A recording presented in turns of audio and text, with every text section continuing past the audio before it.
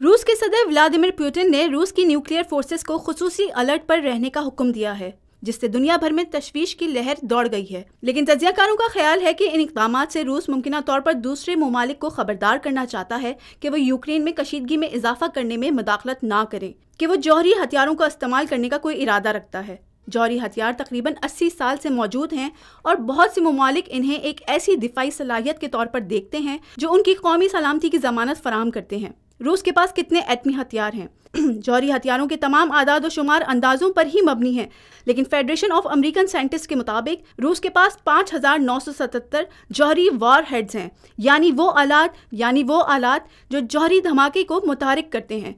हालांकि इसमें तकरीबन 1500 ऐसे हैं जिनकी मुद्दत पूरी हो गई है और अब उनको तल्फ किया जाना बाकी है। बकिया 4,500 या इससे कुछ ज़्यादा ऐसे हैं जिनकी अक्सरियत को स्ट्रेटेजिक जौहरी हथियार समझा जाता है, जो आमतौर पर सिर्फ जौहरी जंग के दौरान इस्तेमाल के लिए बनाए जाते हैं और जो तवील फासले पर अहदाफ को निशाना बनाने के लिए होते हैं।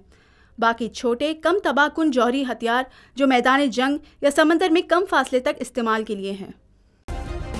सब्सक्राइब करें और बेल दबाएं ताकि कोई खबर रह न जाए।